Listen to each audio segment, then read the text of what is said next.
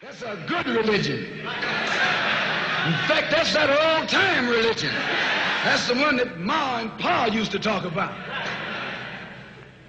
An eye for an eye, and a tooth for a tooth, and a head for a head, and a life for a life.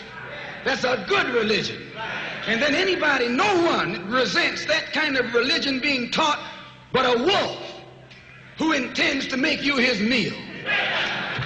This is the way it is with the white man in America. He's a wolf, and you a sheep.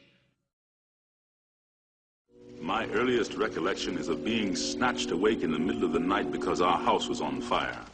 My mother was a West Indian from Grenada, and my father, a militant Baptist minister and follower of Marcus Garvey, preached race pride and separation from the white man.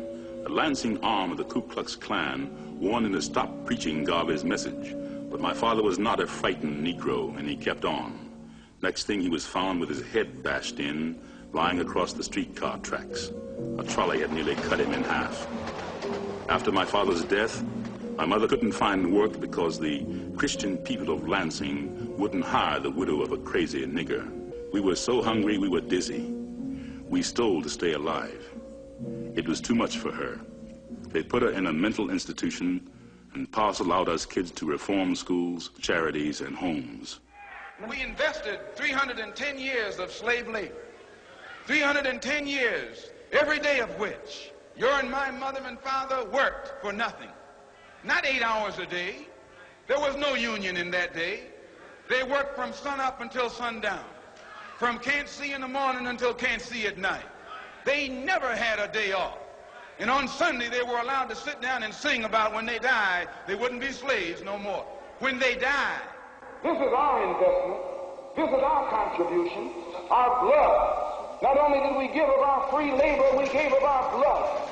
Every time he had a call to arms, we were the first ones in uniform. We died on every battlefield the white man had. We have made a greater sacrifice than anybody who's standing up in America today. We have made a greater contribution and have collected less. Don't let the white man speak for you, and don't let the white man fight for you. Well, I think to teach a man to hate himself is much more criminal than teaching him to hate someone else. And look at you. Who taught you to hate yourself?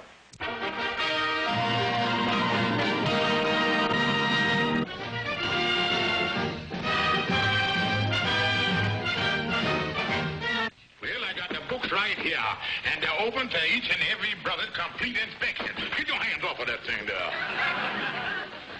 So you want to see the financial books, huh? Yeah. Well, there he is. There he is. You done see them. The meeting's adjourned. What makes the so-called Negro unable to stand on his own 2 feet? He has no self-confidence. He has no confidence in his own race. Because the white man destroyed your and my past. Destroyed our knowledge of our culture. And by having destroyed it, now we don't know we have any achievements, any accomplishments. And as long as you can be convinced that you never did anything, you can never do anything. Christian religion has failed.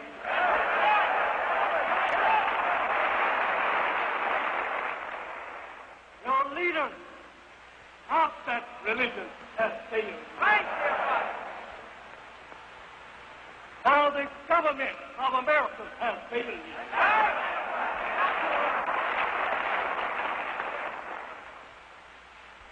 You have no justice coming from no one. Right. Well, number one, he teaches us that that never was. Elijah Muhammad for Malcolm was the way out. Elijah Muhammad represented for Malcolm justice. Elijah Muhammad represented for Malcolm strength.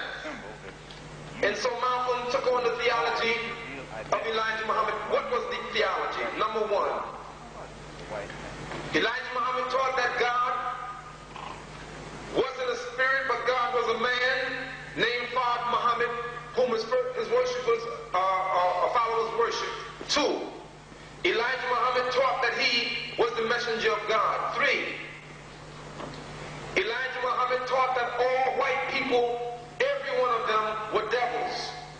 Elijah Muhammad taught that black people were gods.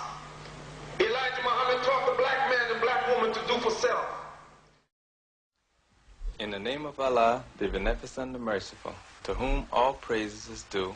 Muhammad makes it imperative that a black man who becomes a Muslim works.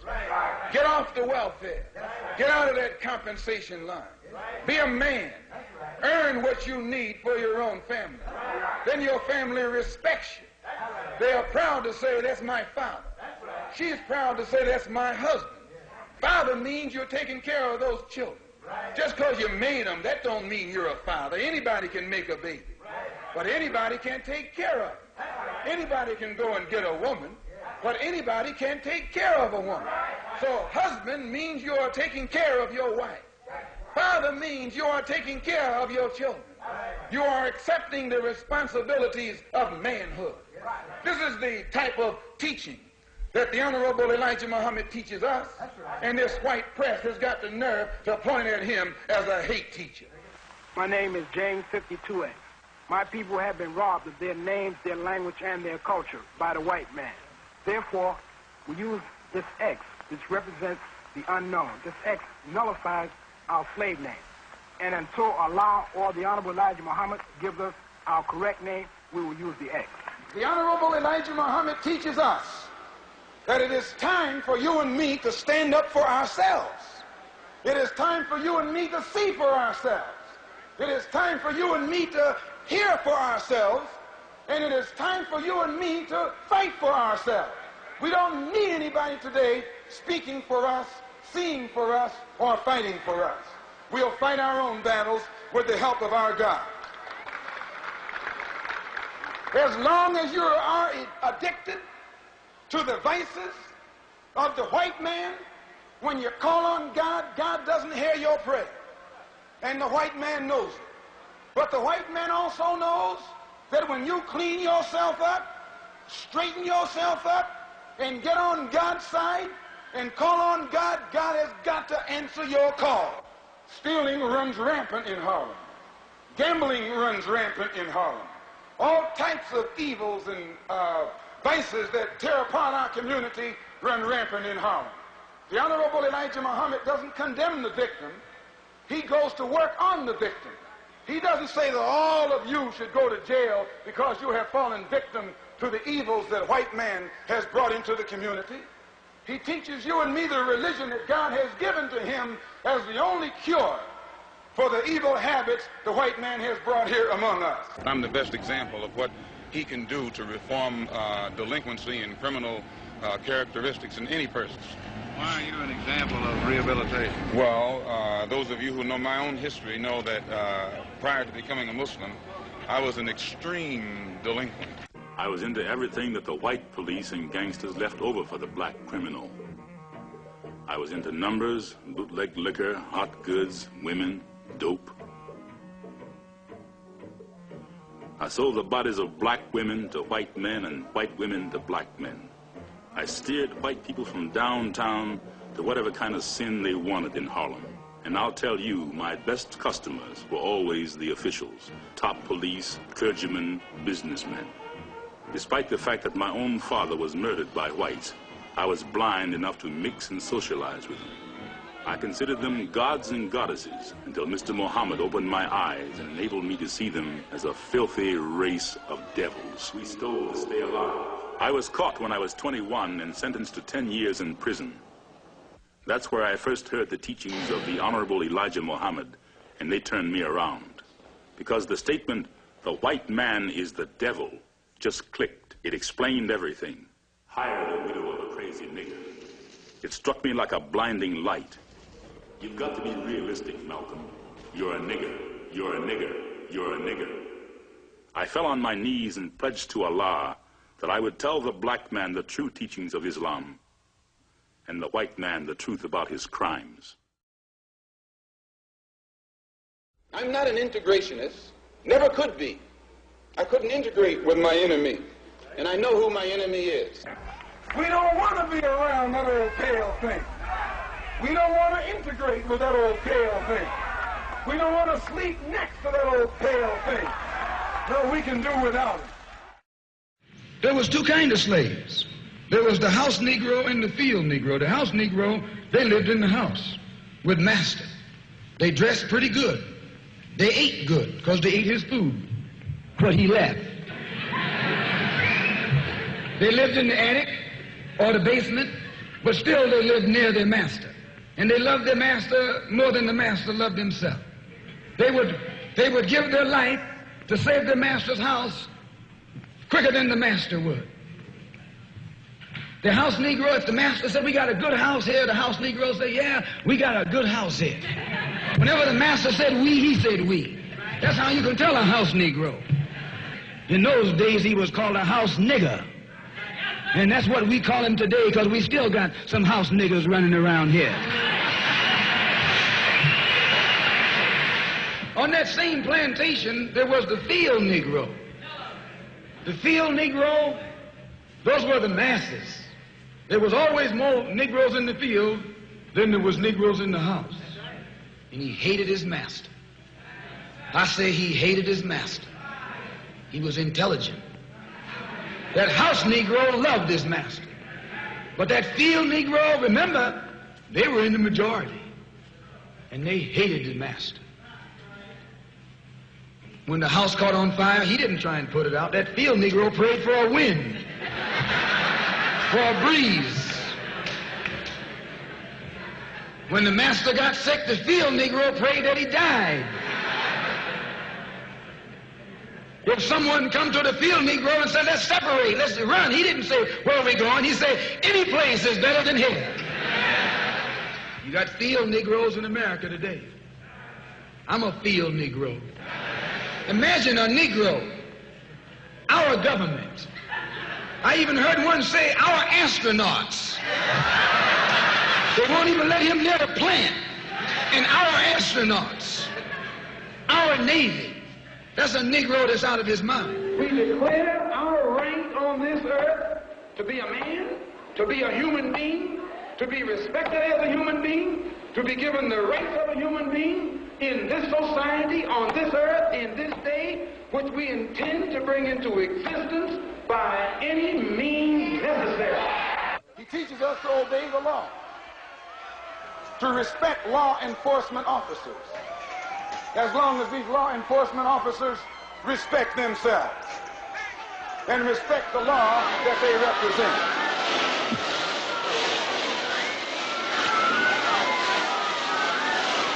When a man is being criminally treated, that some criminal has the right to tell that man what tactics to use to get the criminal off his back. When a criminal starts misusing me, I am going to use whatever necessary to get that criminal off my back.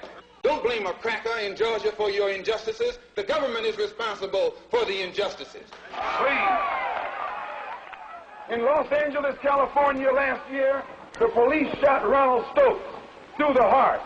He was a Phi Beta Kappa Korean vet. Many of you thought that we should go right on out then and make war on the white man. You wanted to do it yourself, didn't you? Didn't you? You wanted some action then, didn't you? Because you don't like the idea of white people shooting black people down, do you? Well, Muslims never forget. You don't kill our brother. We don't never forget. You don't shoot one of us and then grin in our face. You don't shoot one of us and then shake our hands and think we forget it. No, we never forget. We'll never forget. Someone has to pay. Somewhere, somehow, someone has to pay. When a snake bites your children, you don't go and look for the snake that has blood on his jaws. Any old snake will do. Any old snake will do. An eye for an eye, and a tooth for a tooth, and a head for a head, and a life for a life. That's a good religion. And then anybody, no one resents that kind of religion being taught but a wolf who intends to make you his meal.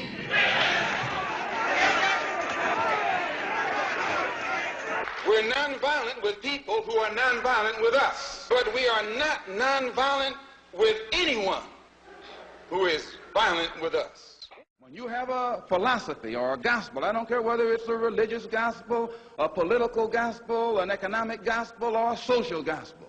If it's not going to do something for you and me right here, right now, to hell with that gospel. So we have to have a new approach, a new appraisal.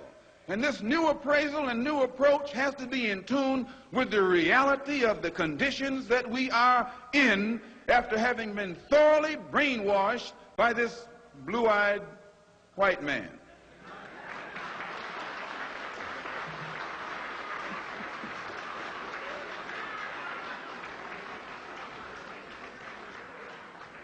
Some of them have brown eyes. When you live in a poor neighborhood, you're living in an area where you have to have poor schools. When you have poor schools, you have poor teachers. When you have poor teachers, you get a poor education. Poor education, you can only work on a poor-paying job. And that poor-paying job enables you to live again in a poor neighborhood. So it's a very vicious cycle. Being here in America doesn't make you an American. Being born here in America doesn't make you an American. Why, if birth made you American, you wouldn't need any legislation. You wouldn't need any amendments to the Constitution. No, I'm not an American. I'm one of the 22 million black people who are the victims of Americanism. One of the 22 million black people who are the victims of democracy. Nothing but disguised hypocrisy. If you go to jail, so what? If you're black, you were born in jail.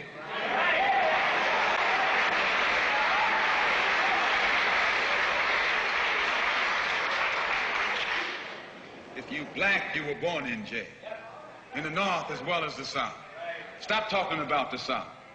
As long as you're south of the Canadian border, you're South. Here he is standing up in front of other people, Uncle Sam, with the blood of your and my mothers and fathers on his hands.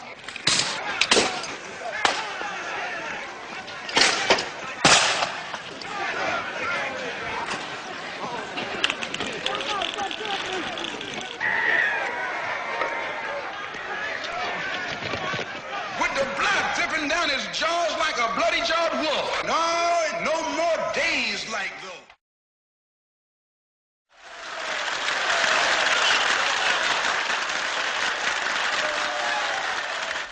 There's great interest in the fact that you have joined the Muslim religion. How long have you had this interest, Cassius? Oh, for the past 6 years, I would say, after hearing a lot of teachings on Negro history and who we were before we got here. And 1 and 1 makes 2. You feel your affiliation with the Muslim religion, being a follower of the Muslim religion, had something to do with your winning the championship? Well, I would say so. My religion is the only thing that I can give me credit for pulling me through, because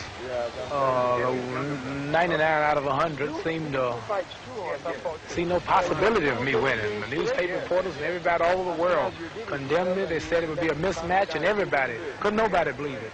So my prayers to Allah and faith in my religion, living a clean, righteous life, I have to say that's what pulled me through. Winner by a TKO in the 7th round, Cassius Clay. I don't have a mark on my face, and I upset Sonny Liston, and I just turned 22 years old. I must be the greatest. Malcolm X, I want to talk with you briefly about your affiliation with Cassius. How long have you known him? About 3 years. And have you been advising him as far as his religious affiliations are concerned? Well, no, I don't give advice to anyone. He's my brother and my friend. I express what I know and understand around him, but he has a mind of his own and understanding of his own. Referring to President Kennedy, I believe you call him a trickster? He has to be a trickster. Even if he's the president, that doesn't stop him from being a trickster if he's making tricks. Anytime a man running for president tells Negroes what he's going to do for them when he gets in office, and after he gets in office, he has time to do something for everybody else except the people that put him in office, he tricked the people who put him in office. He has the time to take a stand against U.S. Steel, against Castro, against Khrushchev, against Laos and South Vietnam and all these other places all over the world. But when it comes to time to correcting the injustices that are being inflicted against Negroes in this country, Kennedy sits up there like Nero. He's fiddling while Birmingham is burning. November 22nd, something happened. John F. Kennedy, the President of the United States of America, was assassinated. A reporter from the New York Times raised the question, Mr. X, what about the death of John F. Kennedy? And you know something, brothers and sisters? Malcolm answered the same way He had been answering for years that it's the climate of hate. It is the direction that America is going that caused the death of the president. He said chickens coming home to roost. While the nation and the world mourn the death of President John F. Kennedy, black Muslim extremist Malcolm X, speaking today in Manhattan Center in New York City, called the president's assassination a case of chickens coming home to roost.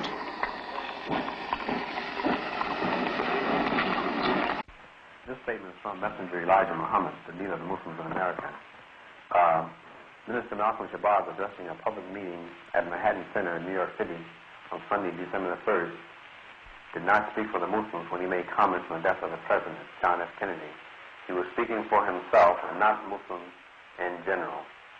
And Minister Malcolm has been suspended from public speaking for the time being. I've been silent for the past 90 days because of some statements I made concerning the President of the United States, which were distorted. They were distorted? And yes. What did you say, Malcolm? Well, I said the same thing that everybody says, that his assassination was the result of the climate of hate. Only I said the chickens came home to roost, and which means the same thing. You did not say that you were glad the president was killed. No, that's what the press said. What would I look like saying that I'm glad the president was killed? Malcolm, this is your first public statement in that 90-day period, is it not? First time I opened up my mouth in 90 days. That's why I'm talking so fast and so hearty. You feel, however, that we're making progress in this country and worldwide? No. I will never say that progress is being made. If you stick a knife in my back 9 inches and pull it out 6 inches, there's no progress. If you pull it all the way out, that's not progress. The progress is healing the wound that the blow made. They won't even admit the knife is there. I did receive word from him that the 90-day suspension that I was under was not to be lifted, that it would remain indefinite. And as I... When did this take place? This past week. And so I just reached the conclusion that I frankly didn't think that I would ever be an active member of the Nation of Islam anymore. March 8th, 1964, Malcolm officially broke with the Nation of Islam. He went to his sister, Ella. I think she was living in Boston at the time. He said, you have to help me. I have to make the pilgrimage to Mecca. She was saving money. And she said, don't worry, Malcolm. I was saving money to go for pilgrimage. I'll give it for you and let you go.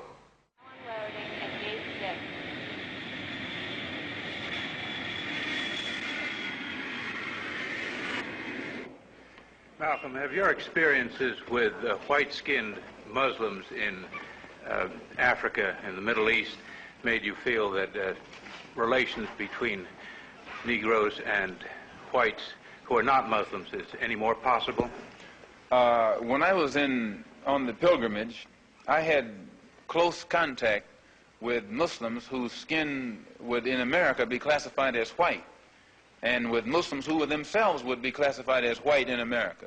But these particular Muslims didn't call themselves white. They looked upon themselves as human beings, as part of the human family, and therefore they looked upon all other segments of the human family as part of that same family. Now, they had a different look or a different air or a different attitude than that which is reflected in the attitude of the man in America who calls himself white.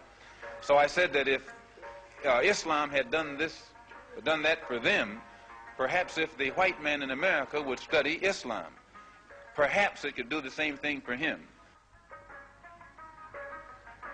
At Jeddah in Saudi Arabia on the way to Mecca, I remember the ancient words of Allah. Proclaim the pilgrimage among men. They will come on foot and upon lean camel. They will come from every deep ravine. From Mecca, the holy city of Islam, I wrote to friends in America, never have I witnessed such sincere hospitality and true brotherhood as is practiced here in this ancient holy land, the home of Abraham, Muhammad, and all the other prophets of the Holy Scriptures. You may be shocked at these words coming from me, but what I have seen has forced me to rearrange much of my thought patterns previously held, to toss aside some of my previous conclusions. For during the past 11 days, I've eaten from the same plate, drunk from the same glass, slept on the same rug, and prayed to the same God with fellow Muslims whose eyes were the bluest of blue, whose hair was the blondest of blonde, and whose skin was the whitest of white. We are truly the same because their belief in one God has removed the white from their minds, the white from their behavior, and the white from their attitudes. Wearing the Ihram garb of a pilgrim, I made the 7 circuits around the Kaaba. I drank from the sacred well of Zemzem. I ran between the hills of Safa and Marwa. I stood on Mount Ararat and with my brothers proclaimed, I come, O Lord, I come. God is great. Lead us, O Lord, in peace. And for the first time in my 39 years on this earth, I stood before the Creator of all and felt like a complete human being. Sincerely, El-Hajj Malik El-Shabazz, Malcolm X. لبيك اللهم لبيك. He met white Muslims who helped him. He met black Muslims and yellow Muslims and Muslims from China and Russia, from all over the world. And he recognized, man, it had nothing to do with your skin color, but it had everything to do with what's on the inside of you. And Malcolm then, for the first time, became a real Muslim. He had notes, and he began to read. He wanted to know what Islam was all about, because he knew then that Elijah Muhammad was a fake and a fraud. I think a lot of people are confused by the new Arabic name, El-Hajj Malik El-Shabazz. I've always had the name on my passport, Malik El-Shabazz, only I only used it in the Muslim world. Well, Hajj is a title that is given to any Muslim who makes the pilgrimage to Mecca during the official Hajj season. Well, will you now use Shabazz and drop X? I'll probably continue to use Malcolm X and I'll probably use it as long as the situation that produced it exists. You don't feel that Shabazz takes the place of X? My going to Mecca and going into the Muslim world, into the African world, and being recognized and accepted as a Muslim and as a brother may solve the problem for me personally. But I personally feel that my personal problem is never solved as long as the problem is not solved for all of our people in this country.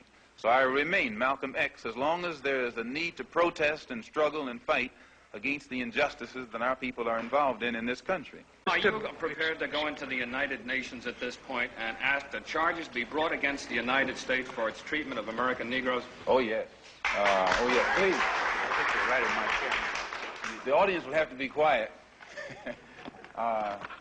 Yes, as I pointed out when I was during my traveling, that nations African nations and Asian nations and Latin American nations look very hypocritical when they stand up in the United Nations condemning the racist practices of South Africa and that which is practiced by Portugal and Angola, and saying nothing in the UN about the racist practices that are manifest every day against Negroes in this society. Even in South Africa, those Africans aren't faced with bayonets and aren't faced with police dogs. I would be not a man. If I was in a position to bring it in front of the United Nations and didn't do so, I wouldn't be a man. Malcolm, do you intend to lead the charge in the United Nations? Well, I find that to say you're going to lead something creates a lot of hostility, division, jealousy, and envy. I hope to work with any group of leaders or any group of organizations to do whatever is necessary to see that this problem is brought before the United Nations. Have you had any commitment from any nations in Africa to support you in this move? I would rather not say at this time. But one thing I found in my travels, all of them look upon us as their long-lost brother. You realize the implication is that you have had such commitments when you say... This is your interpretation of what I said.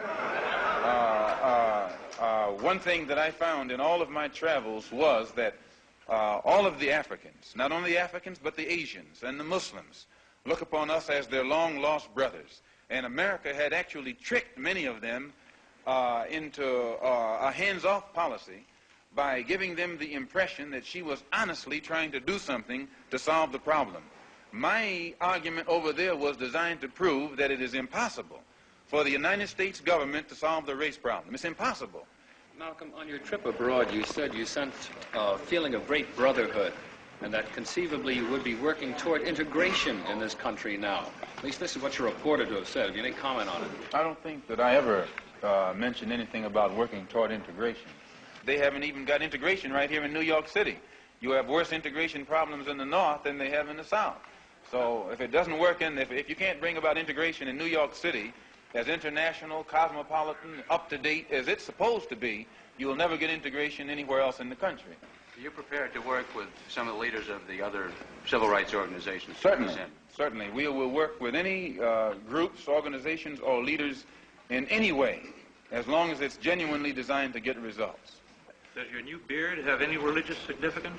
No, not particularly, but I do think that you'll find black people in America, as they strive to throw off the shackles of mental colonialism, will also probably reflect an effort to throw off the shackles of cultural colonialism. And they may begin to reflect desires of their own, with standards of their own. Malcolm, a more controversial remarks was a call for black people to get rifles and form rifle clubs some time back. Do you still favor that for self-defense? I don't see why that should be controversial. I think that if white people found themselves the victim of the same kind of brutality that black people in this country face, and they saw that the government was either unwilling or unable to protect them, that the intelligence on the part of the whites would make them get some rifles and shotguns and protect themselves.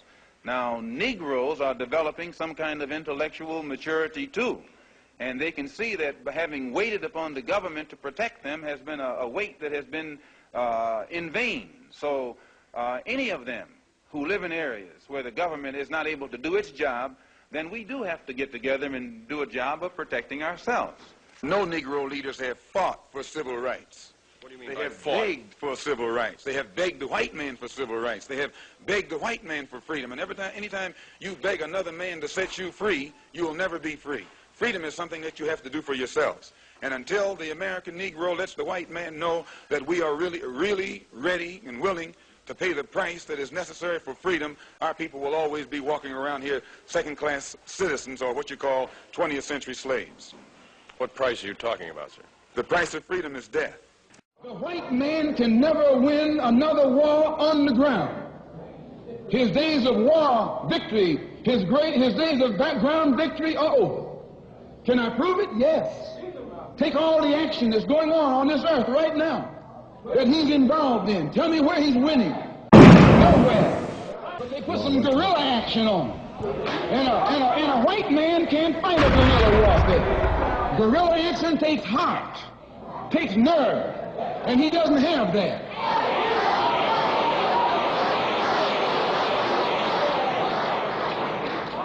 He's brave when he's got tanks.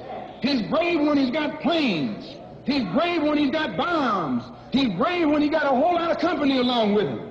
But you take that little man from Africa and Asia, turn him loose in the woods with a blade. And when the sun comes down, goes down, and it's dark, it's even Steven.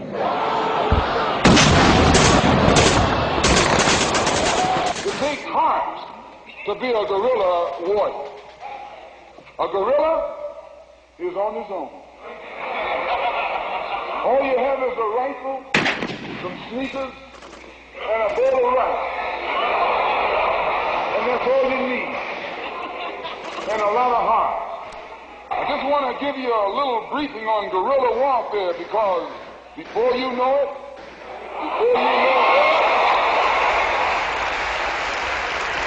I hope I haven't put anybody on the spot. I'm not intending to try and stir you up and make you do something that you wouldn't have done anyway.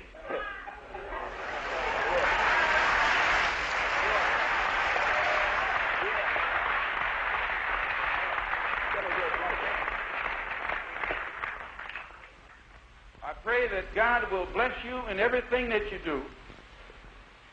I pray that you will grow intellectually, so that you can understand the problems of the world and where you fit into in that world picture. And I pray that all the fear that has ever been in your heart will be taken out. And when you look at that man, if you know he's nothing but a coward, you won't fear him. If he wasn't a coward, he wouldn't gang up on you. He wouldn't need to sneak around there.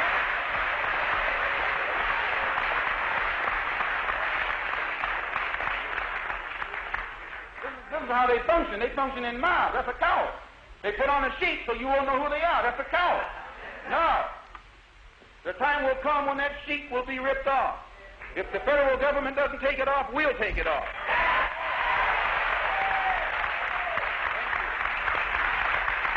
I think you'll find that if Negroes ever have to resort to any kind of physical action to defend themselves, many white people will be on the side of Negroes. Many white people are fed up with what the Negroes suffer.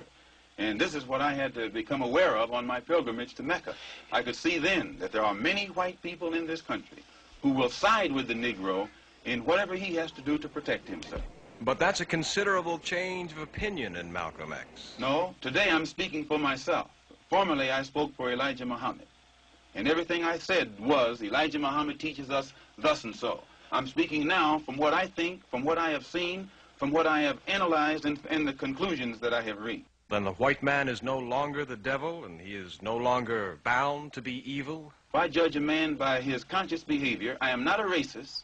I don't subscribe to any of the tenets of racism. Then there are good whites and good blacks and bad whites and blacks. It's not a case of being good and bad, good or bad blacks and whites. It's a case of being good or bad human beings. Do you feel that your message, apparent message of love that you brought back from Islam is the real reason they're after you, because you're not hating as hard as they want you to? Well, I never did hate anybody hard. But I do know that when I wrote that letter saying that there were white people in Mecca, it shook up a lot of Muslims, because most of the Muslims who follow Mr. Muhammad absolutely believed that it was impossible, physically impossible, I should say divinely impossible, for a white person to go to Mecca.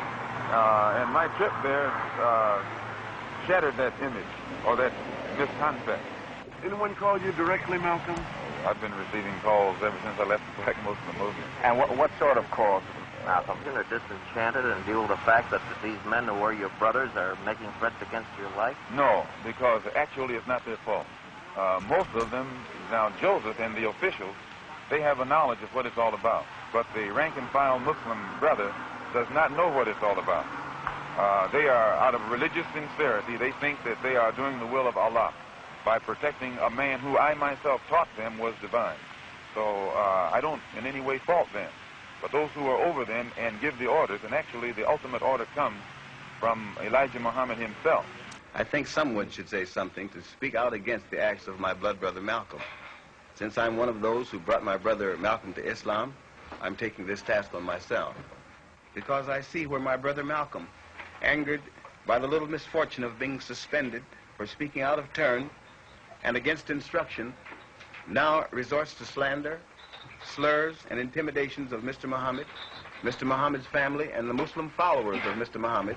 As long as I represented the Black Muslim movement as an example of morality, unity, and militancy, as long as I could do that, I represented it. It was when I realized that it could not be represented as that I came on and started working among the non-Muslim Negroes, as I announced in January, and I had no intention, or rather March, and I had no intention of ever even speaking on this.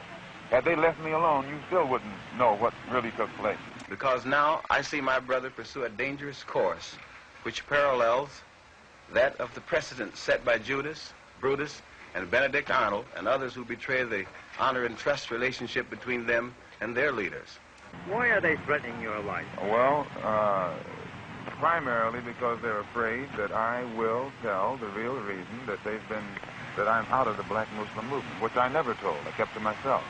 But the real reason is that Elijah Muhammad, the head of the movement, is the father of 8 children by 6 different teenage girls, 6 different teenage girls who were his private personal secretary. The one who first made me aware of this was Wallace Muhammad, Mr. Muhammad's son.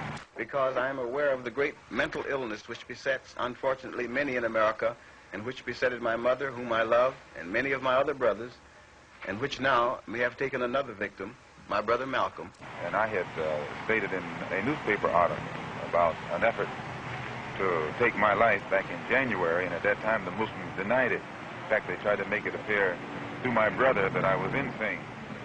But on a program in Chicago called Hotline, that's moderated by Wesley South, John Ali, the national secretary, admitted, I think it was Wednesday or Thursday, one of these days last week, that they absolutely were going to kill me. What steps will you take to protect yourself from this threat? I take no steps. I have a rifle. If anybody comes to my house without a good reason, I intend to try and use it, and that's all. These threats, are you concerned about your own life right now? No, I don't worry. I tell you, I'm a man who believed that I died 20 years ago, and I live like a man who is dead already. I have no fear whatsoever of anybody or anything. This is Leon Amir, who was Cassius Clay's secretary, whom they beat unmercifully up in Boston. I was attacked by them in Boston on December the 25th in the lobby, the hotel lobby of the Sherry Biltmore Hotel. And they're still after me. And it was he who heard Elijah Muhammad Jr. come to New York when Elijah Muhammad was at the Armory in June of last year. Jr. stood up and told the Fruit, many of whom are here now also, that I should have been killed, that my tongue should have been put in an envelope and sent back to Chicago by now. And then Clarence, the captain from Boston, and John, the captain from Springfield, came to New York to assassinate me and came to him to get a silencer and couldn't get it. So the police know this. It's not something that's new. They just wait until the job is done and then they step in. You mean he was going to kill you? Oh, yes. One of them was, an attempt was made to get one of them to wire my car with an explosive. That one is with me right now. Are you not perhaps afraid of what might happen to you as a result of making these revelations? Oh, yes. I probably am a dead man already. I wanted you to know that my house was bombed. It was bombed by the black Muslim movement upon the orders of Elijah Muhammad. Now, they had come around they had planned to do it from the front and the back so that I couldn't get out. They covered the front completely, the front door. Then they had come to the back, but instead of getting directly in the back of the house and throwing it this way, they stood at a 45-degree angle and tossed it at the window, so it glanced and went onto the ground. And the fire hit the window, and it woke up my second oldest baby. But the fire burned on the outside of the house. But had that one gone through that window, it would have fallen on a 6-year-old girl, a 4-year-old girl, and a 2-year-old girl. And I'm going to tell you, if it had done it, I'd taken my rifle and gone after anybody in sight. I would not wait.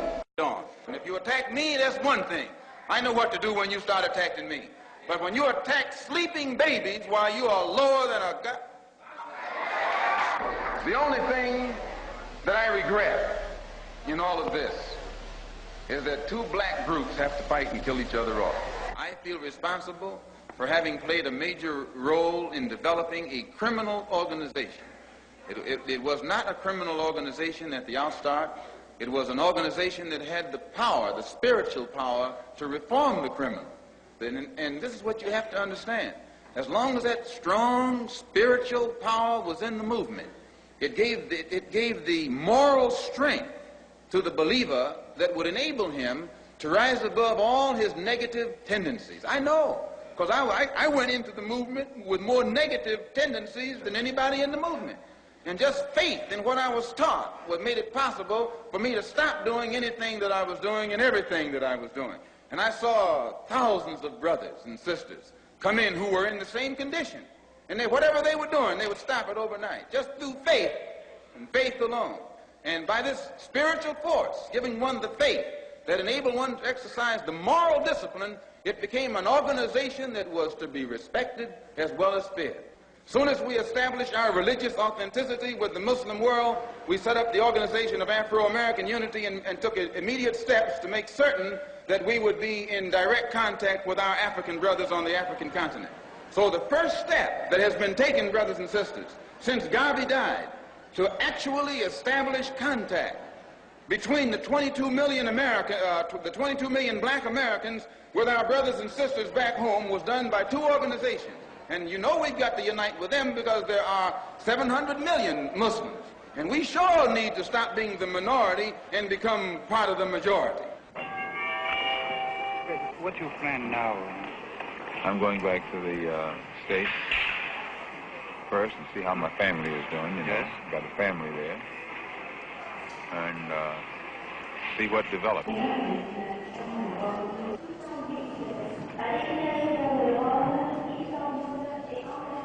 I had gotten an invitation to visit Paris from the Afro-American community in Paris, which was sponsoring a rally in conjunction with the African community.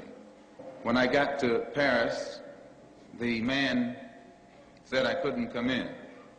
Some man, French man. They gave me no explanation other than to say, we have our orders. They wouldn't let me phone the American embassy, and they tried to imply that the American embassy was behind it, which I told them that I didn't know that France was a satellite of the United States. Well, this made them angry because they like to be independent, you know, or pretend to be independent. They were taking their orders from someone as high up in the French foreign ministry who did not want me to enter France, and there's a reason for it. I don't blame them. And I told them while I was there that maybe my plane got mixed up and I was in South Africa, in the wrong country. I told them this couldn't be Paris, it must be Johannesburg. And they got red. And you know how they can get red. There's a large, increasing number of dark-skinned people swelling the dark population of France and Britain, and it's giving them a great deal of cause for worry. No effort has been made to unite the Afro-American community or the American Negro community with the West Indian community, and then those two communities with the African community, and those communities with the Asian community. This has never been done. And this frightened many interests in this country. Many people in this country who want to see us the minority and who don't want to see us taking too militant or too uncompromising a stand are absolutely against the successful regrouping or organizing of any faction in this country whose thought and whose thinking pattern is international rather than national. And then if this man over here plays too rough, we got some brothers who can play as rough as he.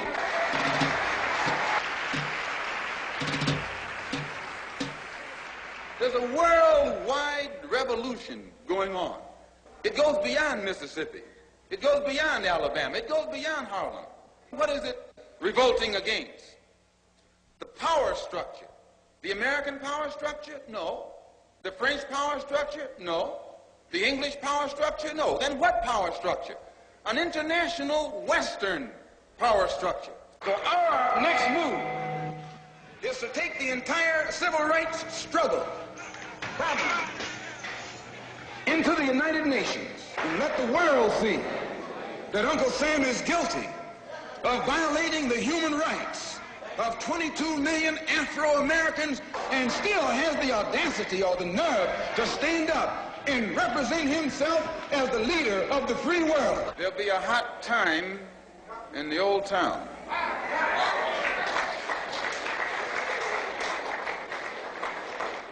With regret, with great regret. Now, I am well aware of what I'm setting in motion by what I'm saying up here tonight. I'm well aware. But I have never said or done anything in my life that I wasn't prepared to suffer the consequences for. I present to you Brother Minister Malcolm, and I pray that you and I will listen, hear, and understand. Thank you.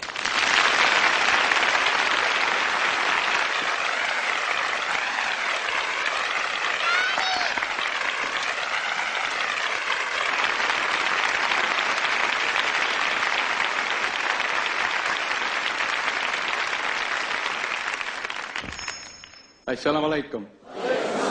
Get your hand out of my pocket! Get it out of my pocket, nigga! Get your hands out of my pocket! Get your hand out! Brother, please, hold on. Calm down, please. Brother.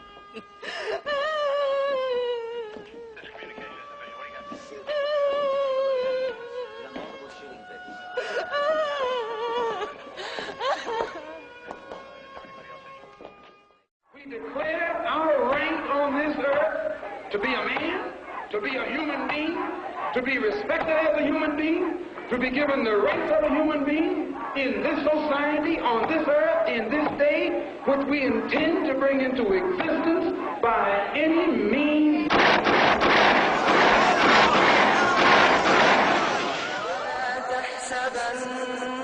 الذين قتلوا في سبيل الله أمواتا بل أحياء عند ربهم يرزقون فرحين بما آتاهم الله من فضله ويستبشرون فرحين بما آتاهم الله من فضله فرحين بما آتاهم الله من فضله ويستبشرون بالذين لم يلحقوا بهم من خلفهم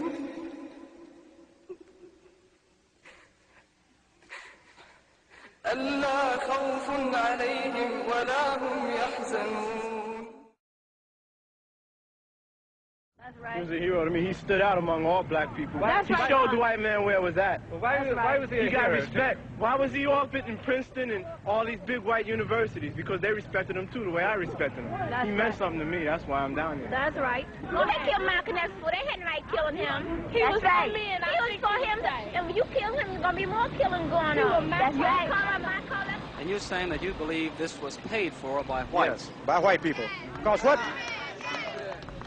what would it benefit? What would it benefit one of us to kill him? It wouldn't benefit nothing. Wouldn't benefit us anything at all. Just a white power structure of this country. Anytime a black man in this country stands up for his constitutional rights, he dies. What did Malcolm X mean to you? He meant a great deal to me and my people. I'm sorry that a good man is gone. At the first I hear of it, I couldn't have cried any more, I don't believe, if I had lost my mother. What did he mean to you? Can you tell me a bit more about it?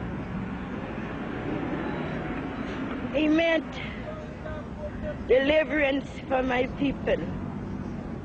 And I hope we all walk in the same footsteps as Malcolm X was walking in. The assassination of Malcolm X was an unfortunate tragedy, and it reveals that there are still numerous people in our nation who have degenerated to the point of expressing dissent through murder, and we haven't learned to disagree without being violently disagreeable.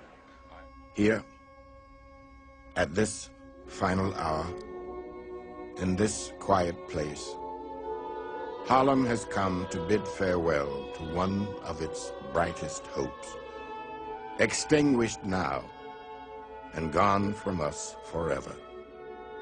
It is not in the memory of man that this beleaguered, unfortunate, but nonetheless proud community has found a braver, more gallant young champion than this Afro-American who lies before us, unconquered still. I say the word again as he would want me to, Afro-American. Afro-American Malcolm. Malcolm had stopped being Negro years ago. It had become too small, too puny, too weak a word for him. Malcolm was bigger than that. There are those who still consider it their duty as friends of the Negro people to tell us to revile him, to flee even from the presence of his memory, to save ourselves by writing him out of the history of our turbulent times. And we will smile. They will say that he is of hate, a fanatic, a racist, who can only bring evil to the cause for which you struggle. And we will answer and say unto them, did you ever talk to Brother Malcolm? Did you ever touch him or have him smile at you? Did you ever really listen to him? You haven't done the right thing. Was he ever himself associated with violence or any public disturbance? For if you did, you would know him. And if you knew him, you would know why we must honor him. Malcolm was our manhood, our living black manhood. This was his meaning to his people, and in honoring him, we honor the best in ourselves. However much we may have differed with him, or with each other about him and his value as a man, let his going from us serve only to bring us together now.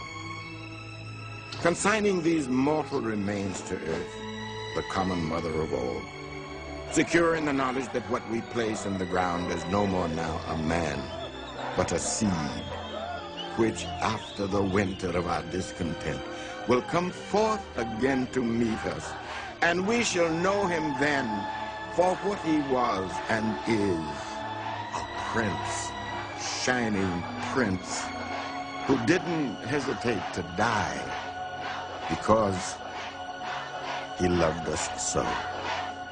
We declare our right on this earth to be a man, to be a human being, to be given the rights of a human being, to be respected as a human being in this society, on this earth, in this day, which we intend to bring into existence. By any means